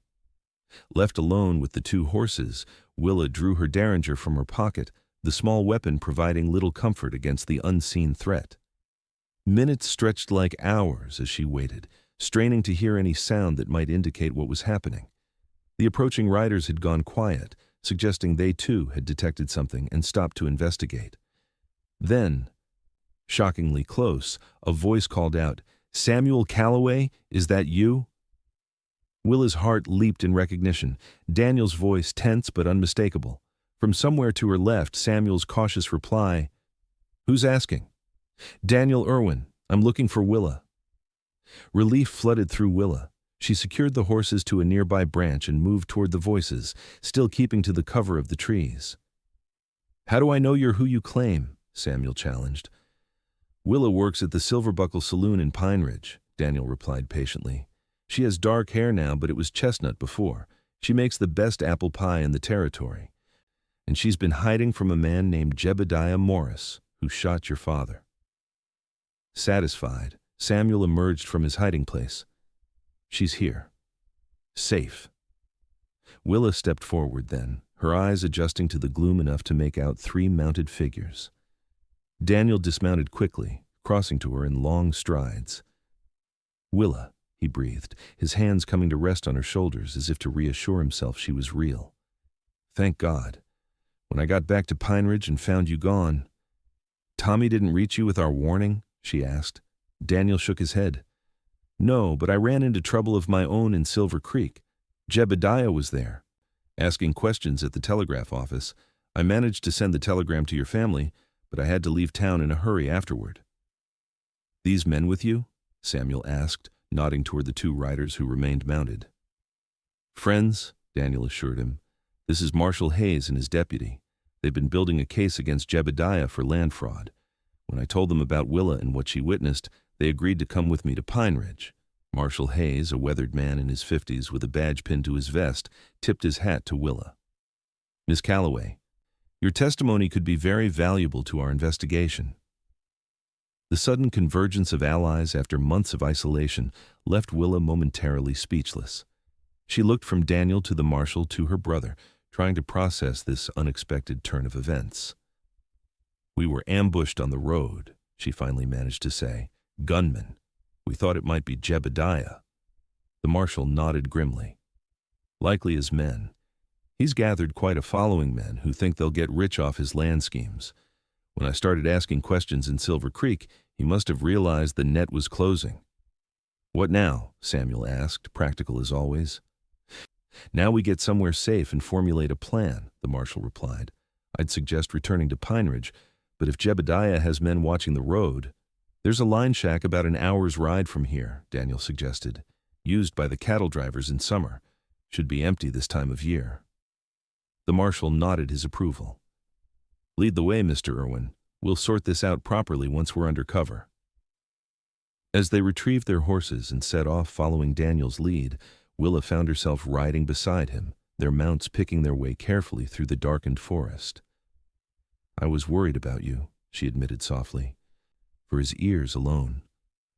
When Samuel said Jebediah was in Silver Creek, Daniel's face was difficult to read in the darkness, but his voice was warm. "I was more worried about you. Coming back to Pineridge to find you gone, with only Jacob's assurance that you were with your brother. I've never ridden so hard in my life." The simple statement conveyed more than any elaborate declaration could have. Willa reached across the space between their horses, her hand finding his in the darkness. He squeezed it gently, the brief contact a promise of conversations to come when danger was no longer breathing down their necks. The line shack proved to be a simple 1-room structure with a stone fireplace, a rough table, and bunks built into the walls. It was dusty from disuse, but solid, with shutters for the windows and a door that could be barred from within. While the deputy tended to the horses in the small attached corral, the marshal and Samuel gathered around the table with Willa and Daniel, a lantern casting long shadows across their faces. "Here's what we know," Marshal Hayes began, his voice low but authoritative. "Jebediah Morris is attempting to sell fraudulent land deeds to the Union Pacific Railroad. Land he claims to own but actually belongs to the government or to legitimate settlers." He glanced at Willa. "Your brother tells me you overheard Morris discussing this scheme?" Willa nodded. "In Laramie. He was drunk, boasting about how he'd make a fortune selling land to the railroad. He mentioned forged deeds and bribing officials to look the other way." "That matches what we've uncovered," the marshal confirmed. "We've been building a case for months, but Morris is clever. He works through intermediaries, keeps his hands clean. Your testimony could be the link we need to connect him directly to the fraud." "And to attempted murder," Samuel added grimly. "Don't forget he shot our father and kidnapped Willa." The marshal nodded. "Multiple charges would strengthen the case, but first we need to apprehend him, which won't be easy with his gang providing protection." "He'll come to us," Daniel said quietly. All eyes turned to him. "If he knows Willa is in Pineridge, he'll come. That's what he's wanted all along." "So we set a trap," the deputy suggested, joining them after securing the horses. With Willa as bait, Samuel's tone made it clear what he thought of that idea. "Absolutely not." "Not Willa herself," Daniel clarified, "but the idea of Willa. We let word spread that she's returned to Pineridge, that she's preparing to testify against him." The marshal considered this. It could work. Morris is arrogant, and he's desperate. If he believes Miss Calloway is about to ruin him, he might make a rash move. "And we'll be waiting," the deputy added with grim satisfaction. Willa listened to the men plan, weighing the risks against the potential end to her months of running. It was Samuel who finally turned to her, acknowledging that the decision was ultimately hers. "What do you think, Willa? Are you willing to be part of this?" She looked around the table at these men who were risking their lives to help her brother, the lawman, and Daniel, whose steady presence had become her anchor in a storm-tossed world. "Yes," she said firmly. "I'm tired of running, tired of living in fear. Whatever it takes to end this, I'm willing to do it." The resolve in her voice seemed to settle something for all of them. The marshal nodded, satisfied, and began outlining the specifics of their plan. They would return to Pineridge at dawn, spreading word that Willa had returned and was preparing to testify against Jebediah. Meanwhile, Willa herself would remain hidden, protected by the marshal and his deputy, while Daniel and Samuel would be visible in town, presenting themselves as obvious targets for anyone seeking information about her whereabouts. "It's risky," the marshal acknowledged when he had finished. "If Morris suspects a trap." "He won't," Daniel said with quiet confidence. "His arrogance won't allow him to believe we could outsmart him.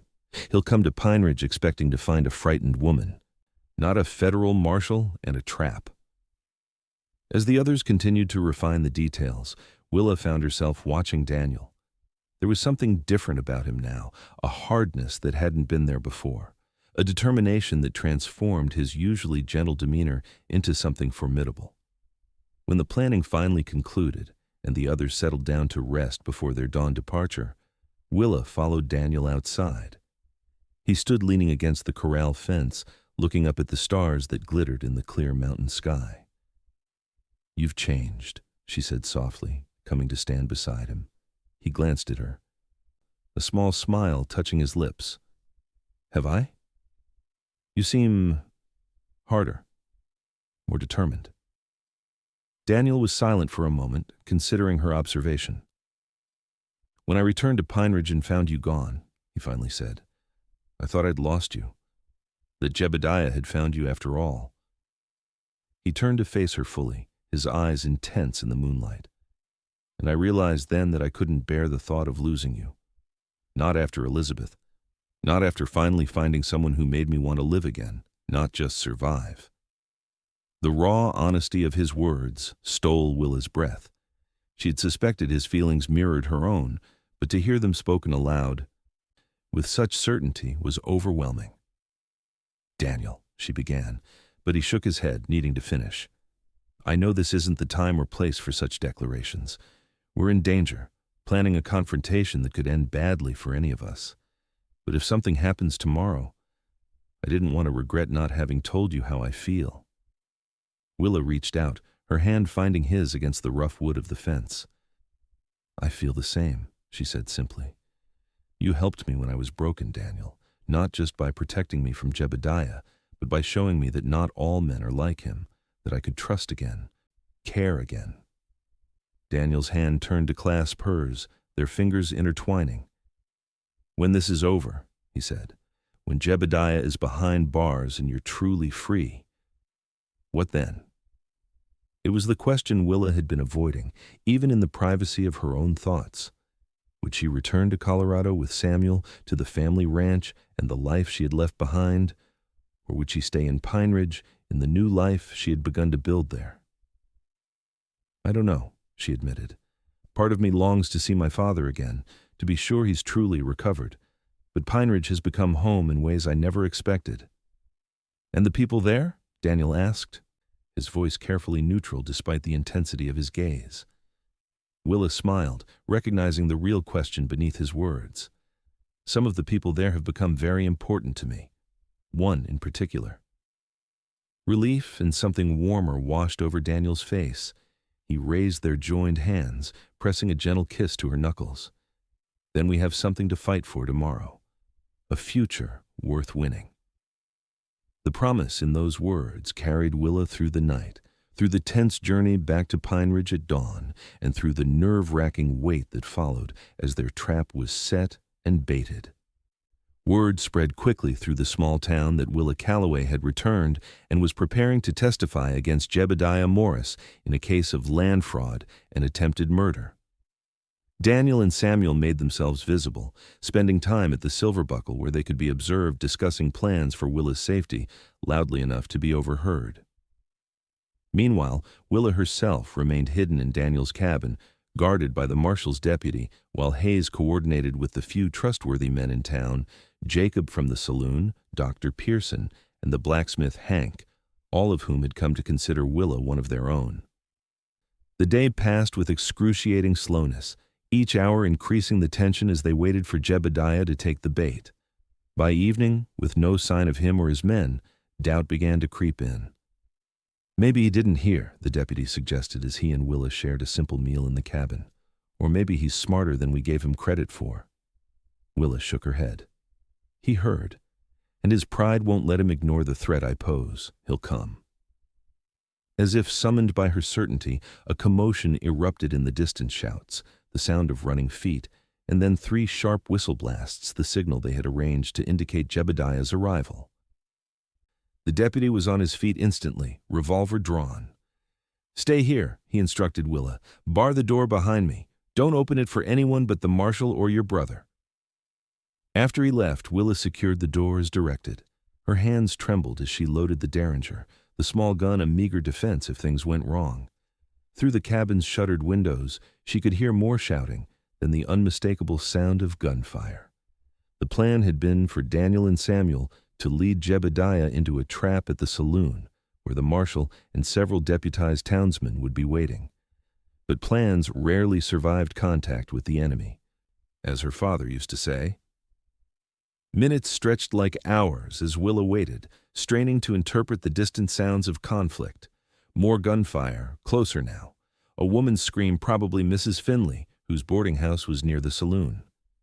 Then silence, more terrible than the noise had been. The silence stretched on, broken only by the pounding of Willa's heart in her ears. Had the plan succeeded? Or had Jebediah somehow turned the tables, overpowering their ambush with his superior numbers? A knock at the door nearly stopped her heart. "Willa," Daniel's voice strained but unmistakable. "It's me." "Open up." Relief flooded through her as she hurried to unbar the door, but as it swung open, her relief turned to horror. Daniel stood there, but not alone. Jebediah Morris was behind him, a gun pressed to Daniel's back. "Hello, Willa," Jebediah said, his familiar voice sending ice through her veins. "Aren't you going to invite us in?" Willa stepped back, the derringer concealed in the folds of her skirt. Her eyes met Daniel's, reading the apology and warning there. Something had gone terribly wrong with their plan. "What happened?" she asked as the two men entered, Jebediah keeping the gun firmly against Daniel's spine. "Where are the others?" "Your brother and the marshal are otherwise occupied," Jebediah said with a cold smile. "Seems my men outnumbered theirs. Quite the welcome party you arranged, Willa. I'm almost flattered." "They're alive," Daniel added quickly, earning a sharp jab from Jebediah's gun. "The marshal and Samuel, they're pinned down at the saloon, but alive." Relief mingled with terror in Willa's heart. At least her brother hadn't been killed in this failed attempt to capture Jebediah. "Sit down, both of you," Jebediah ordered, gesturing to the chairs by Daniel's small table. "We have matters to discuss." Willa obeyed, her mind racing for a way out of this disaster. The derringer remained hidden in her skirt, but Jebediah was too far away for an accurate shot with the small caliber weapon, and any attempt would put Daniel at immediate risk. "You've led me on quite a chase, Willa," Jebediah said, keeping his gun trained on Daniel while addressing her. "All these months hiding in this backwater town, playing at being a saloon cook. And for what? You must have known I'd find you eventually." "What do you want, Jebediah?" Willa asked, her voice steadier than she felt. "You've found me. Now what?" His smile was chilling in its familiarity, the same expression he had worn when terrorizing her father's ranch hands, when shooting the prized stallion, when dragging her away from her home. "What I've always wanted," he replied. "You, and your silence about certain business matters you should never have been privy to." "The land fraud," Willa said flatly. "Selling property you don't own to the railroad?" Jebediah's eyes narrowed. "You've been talking too much. To this stable master, to the marshal. That stops now." "Or what?" Daniel challenged, earning another jab from the gun. "Or I'll demonstrate on you what happens to people who interfere in my business," Jebediah snapped. His attention returned to Willa. "You're coming with me, tonight. We'll leave your friend here with a bullet in his leg enough to keep him from following, but not enough to kill him. I'm not a monster after all." The casual cruelty, the absolute confidence that she would comply to save Daniel's life, ignited something in Willa that months of fear had suppressed. Anger. Pure, clarifying anger that burned away hesitation and doubt. "No," she said simply. Jebediah blinked, genuinely surprised by her refusal. "No? Perhaps you didn't understand the situation, Willa. Either you come willingly, or your friend dies. Then you come anyway." "I understood perfectly," Willa replied, her voice gaining strength. "And my answer is still no. I'm not afraid of you anymore, Jebediah, and I'm not going anywhere with you." Confusion crossed Jebediah's face, quickly replaced by rage. "You think this is a negotiation? You have nothing to bargain with." "She has me," Daniel said quietly. Despite the gun at his back, he sat straight in his chair, his eyes fixed on Willa with something like pride. "And she has the truth. The marshal already has enough evidence to charge you with fraud. Willa's testimony is just the final nail in your coffin." Jebediah's laugh was harsh. "The marshal won't be testifying against anyone. By now, my men have either killed him or driven him out of town." "You're wrong," Willa said, a strange calm settling over her. "The people of Pineridge won't stand for that. They protect their own." "And you think you're one of them?" Jebediah sneered. "A runaway with dyed hair and a false name?" "Yes," Willa said simply. "I am one of them. And they're one of me." The odd phrasing seemed to confuse Jebediah momentarily long enough for Daniel to make his move. In one fluid motion, he ducked and twisted, knocking Jebediah's gun arm upward as the weapon discharged, the bullet embedding itself in the cabin's ceiling. The two men grappled, Jebediah's superior size giving him an advantage as they crashed into the table, sending it toppling. Daniel fought with the desperation of a man who knew what was at stake, landing several solid blows before Jebediah managed to crack the gun against his temple. As Daniel staggered, momentarily dazed, Jebediah leveled the gun at his chest. "Enough of this," he snarled. "Say goodbye to your stable master, Willa." Time seemed to slow as Willa raised the Derringer from the folds of her skirt. The small gun was designed for close range, and Jebediah was less than 6 feet away. Still, her hand shook as she aimed. "Jebediah!" she called. He turned, surprise registering at the sight of the weapon in her hand. His own gun began to swing toward her, but it was too late. Willa fired. The Derringer's report was deafening in the confined space of the cabin. Jebediah stumbled backward, shock replacing rage on his face as he looked down at the spreading red stain on his shirt front. His gun clattered to the floor as his hands went to the wound. "You shot me," he said, sounding more bewildered than pained. "You actually shot me." Then his knees buckled, and he collapsed. Daniel recovered quickly, kicking Jebediah's fallen gun well out of reach before kneeling to check the wound. "He's alive," he reported grimly, "but he needs a doctor." Willa nodded, the Derringer still clutched in her trembling hand. The reality of what she had done shooting a man, perhaps fatally, hadn't fully registered yet. She felt oddly detached, as if watching the scene from a distance. The sound of approaching horses broke through her daze. Daniel moved to the window, peering cautiously through the shutters. "It's the marshal," he said with evident relief, "and Samuel. Looks like they managed to turn the tables on Jebediah's men after all." The next hours passed in a blur for Willa. Marshal Hayes and his deputy took Jebediah into custody, Dr. Pearson tending to his wound, which proved serious but not immediately life-threatening. Jebediah's men, those who hadn't been killed or wounded in the firefight at the saloon, were rounded up and imprisoned in the town's small jail, awaiting transport to a larger facility where they would face trial.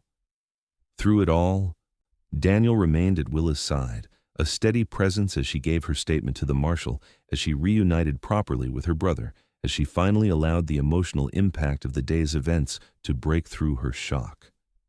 It was past midnight when they finally returned to Daniel's cabin, now cleared of the signs of struggle in Jebediah's blood. Samuel had elected to stay at the saloon, giving them privacy that, in her exhaustion, Willa was too grateful for to feel embarrassed about.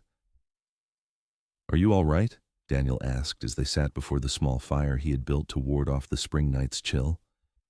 Willa considered the question, examining her feelings with the same honesty she had finally brought to her confrontation with Jebediah.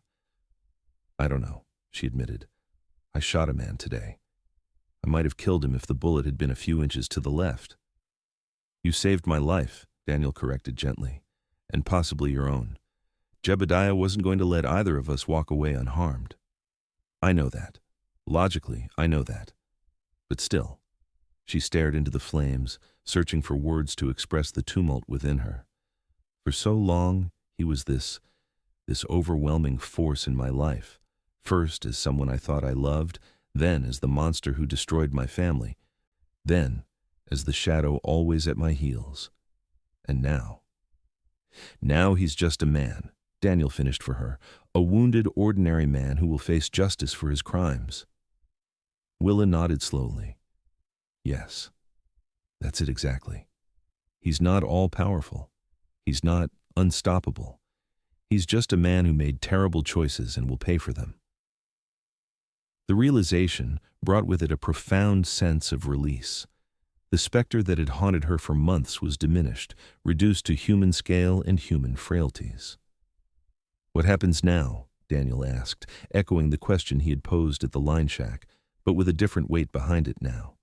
The immediate danger was past. The future stretched before them, undetermined. Willa turned to face him, taking in the bruise forming on his temple from Jebediah's gun, the weariness in his eyes, and beneath it all, the unwavering strength that had drawn her to him from the beginning. "Now," she said softly, "I stop running. I stop hiding. I reclaim the pieces of myself that Jebediah broke and scattered." Daniel nodded, understanding in his gaze. "And where will you do that? Here in Pineridge? Or back in Colorado with your family?"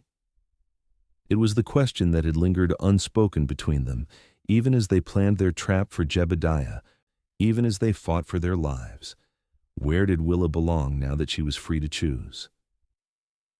"I'd like to see my father," she said honestly, "to make sure he's truly recovered, to explain why I couldn't come home sooner, Samuel says the ranch is doing well, that they've rebuilt what Jebediah destroyed that day. A flicker of resignation crossed Daniel's face, quickly masked. Of course. Family's important. You should be with them. Willa reached across the space between them, her hand finding his as it had at the line shack. But Pineridge is home now too, she continued. I have a life here, friends, work that I enjoy. Hope replaced resignation in Daniel's eyes. And is that enough to bring you back, after you've visited your family? Willa smiled, squeezing his hand gently. It might be, but I think it would depend on certain inducements. Inducements? Daniel raised an eyebrow, a smile beginning to tug at his lips. Yes. For instance, if someone I cared about very much were to ask me to return, perhaps even to stay permanently. Daniel's smile broadened as he understood her meaning. Someone like a stable master with a small cabin and a fondness for apple pie? Exactly like that, Willa agreed, her own smile widening to match his. Daniel moved from his chair to kneel before her, still holding her hand in his. Willa Calloway, he said, his voice solemn despite the joy in his eyes. When you've seen your family and made your peace with the past, will you come back to Pineridge? Will you come back to me? The simplicity of the question belied its importance. This wasn't just about where Willa would live or work. It was about who she would become now that she was free to choose her own path. Yes, she said, the single word carrying all the certainty she felt. I will come back, to Pineridge, to you. Daniel's free hand came up to cup her cheek, his touch gentle as he leaned forward to press his lips to hers. The kiss was tentative at first, a question asked and answered, then deepening as Willa responded with the same certainty she had given her answer. When they finally parted, both slightly breathless, Daniel rested his forehead against hers. I'll be waiting, he promised, however long it takes. Spring turned to summer as Willa's journey took her back to Colorado, to the ranch where she had grown up, and the family she had feared lost forever. The reunion with her father was tearful and healing. His recovery from Jebediah's bullet more complete than she had dared hope. The Calloway ranch was thriving, her brothers having stepped fully into their roles as ranchers in her absence. Walter Calloway listened to his daughter's tale with mounting anger at what she had endured and pride at how she had survived it. When she spoke of Daniel, of Pineridge, of her decision to return there after her visit home, he nodded his understanding. You've built a life there, he said simply, found people who value you, work that satisfies you, and this Daniel sounds like a good man. He is, Willa confirmed, unable to keep the warmth from her voice. Her father studied her face, seeing what she didn't say. You love him. It wasn't a question, but Willa answered anyway. Yes, I do. Walter nodded, satisfied. Then you should go back to him, with my blessing and something more. The something more turned out to be a substantial sum of money, Willa's inheritance from her mother, held in trust until she turned 21 or married, enough to buy into a business, to build a proper home, to secure a future. I can't take this, Willa protested when her father presented her with the bank draft. You can, and you will, Walter insisted. It's yours by right. And I want to know you're settled, secure in your new life. Willa spent a month at the ranch, reacquainting herself with the rhythms of the place, helping with the summer work and healing the last of the wounds Jebediah had inflicted on her family. Letters arrived from Pineridge from Jacob, reporting that business at the saloon had never recovered from the loss of her cooking, from Mrs. Finley with gossip about town affairs, and most precious of all, from Daniel. His letters were like the man himself, straightforward, honest, occasionally touched with dry humor. He wrote of the progress of Jebediah's case. The former land fraudster would stand trial in Denver in the fall, facing multiple charges including attempted murder. Of changes in Pineridge, a new schoolteacher had arrived, causing quite a stir among the unmarried men, and of his own daily life at the livery stable. Between the lines, Willa read what he didn't explicitly state, that he missed her, that he was counting the days until her return, that the cabin felt empty without her presence. When August arrived with its fierce heat and afternoon thunderstorms, Willa knew it was time to leave. The ranch would always be part of her, a foundation she could return to, but her future lay elsewhere. The journey back to Wyoming was easier than her flight months earlier taken by stage rather than stolen horse, with funds in her pocket and purpose in her heart. As the coach crested the final rise before Pineridge came into view, Willa felt a surge of emotion that confirmed she had made the right choice. The town looked much as she had left it, the main street still muddy from recent rain, the buildings weathered but sturdy, the mountains rising beyond like sentinels. But it wasn't the physical appearance that moved her. It was the knowledge that here, in this small frontier settlement, she had found herself again after being shattered. The stage rolled to a stop outside the general store, the driver calling out their arrival. As Willa descended, her gaze swept the small crowd that had gathered to meet the coach and found what it sought. Daniel stood slightly apart from the others, his hat in his hands, his face a study in contained anticipation. When their eyes met, his expression transformed with a smile that reached into Willa's very core. She crossed to him without hesitation, propriety forgotten as she threw her arms around his neck. His embrace lifted her off her feet. His face buried in her hair as he held her with a desperation that matched her own. "You came back," he murmured when he finally set her down, his hands still clasping her waist as if afraid she might disappear. "I promised I would," Willa reminded him, aware of the curious glances from bystanders, but caring only for the joy in Daniel's eyes. "I have something to show you," he said, taking her hand. "Can you leave your bags? Jacob will have them sent to Mrs. Finley's." Intrigued, Willa agreed. Daniel led her through town, past the livery stable and along the path to his cabin. But instead of turning toward the small structure where they had shared their first kiss, he continued along a newer trail that wound further into the pines. "Where are we going?" Willa asked, curiosity mounting. "You'll see," Daniel replied, a hint of nervousness beneath his smile. The trail opened suddenly into a small clearing. There, bathed in dappled sunlight, stood a house not yet complete but well underway. 2 stories with a wide porch wrapping around the front, windows that would catch both the morning and evening light, a stone chimney rising from a solidly constructed roof.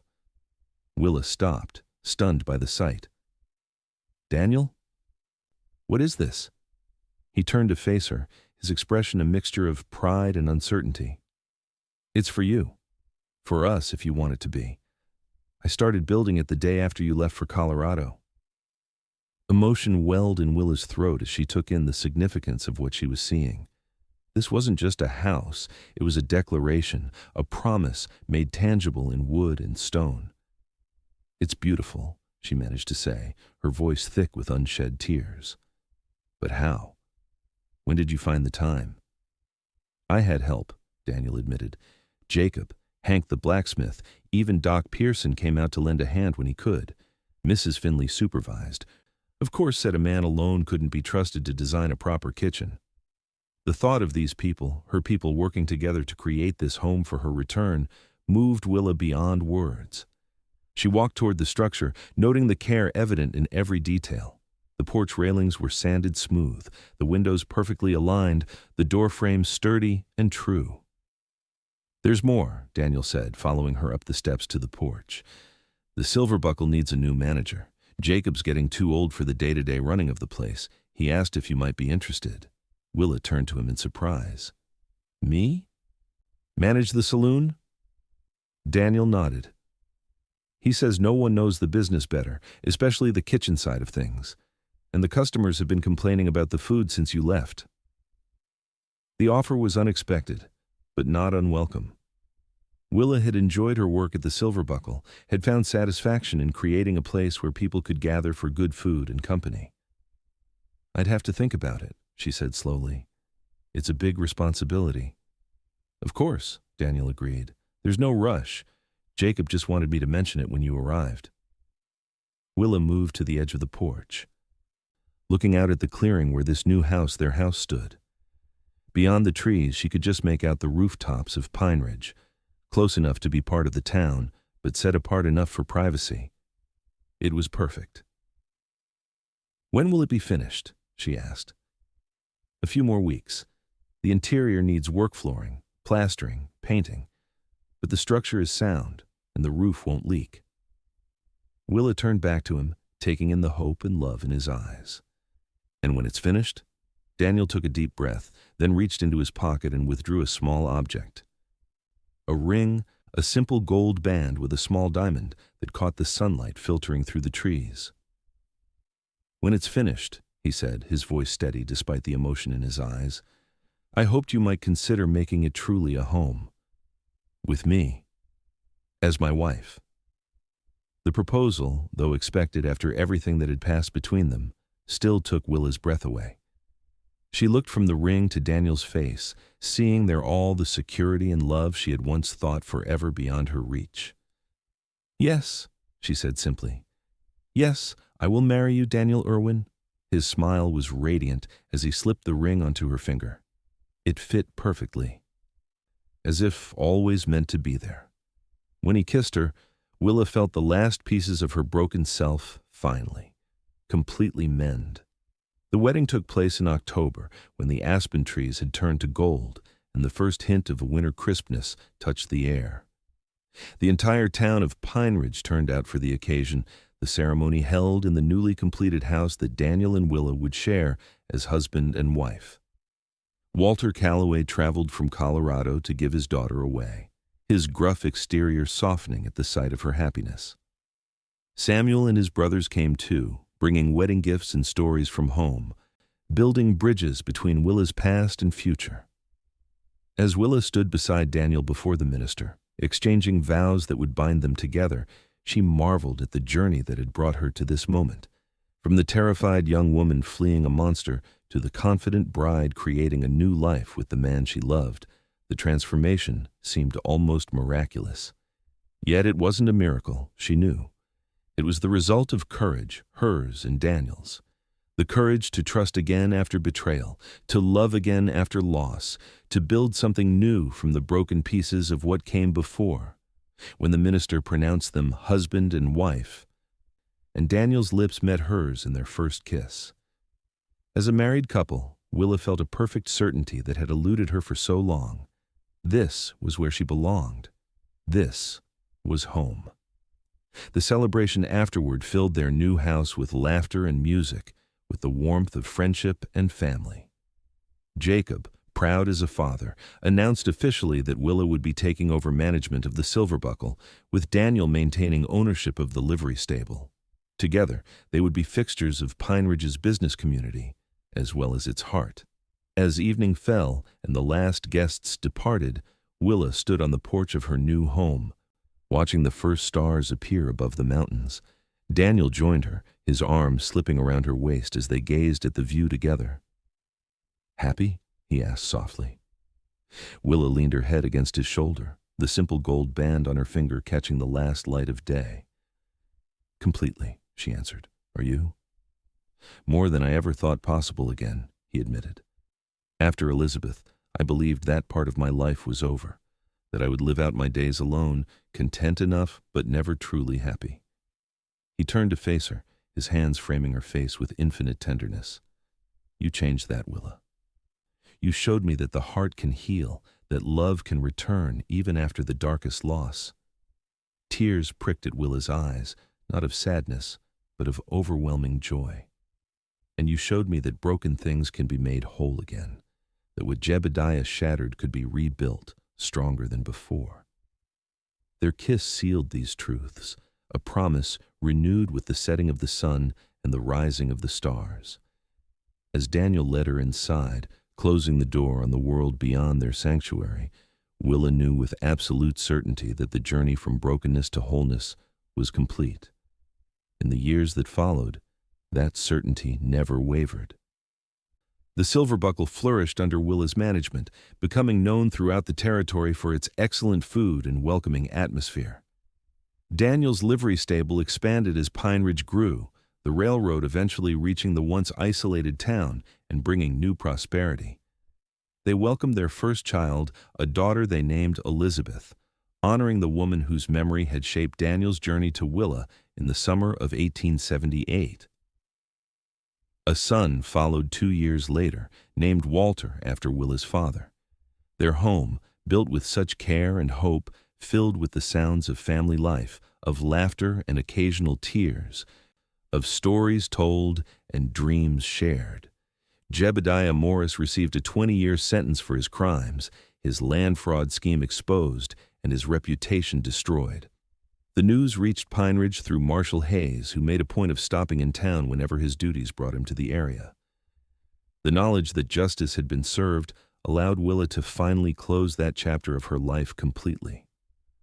On their 10th wedding anniversary, as they sat on their porch watching their children play in the yard that had once been a clearing in the pines, Daniel took Willa's hand in his thumb brushing over the wedding band that had never left her finger.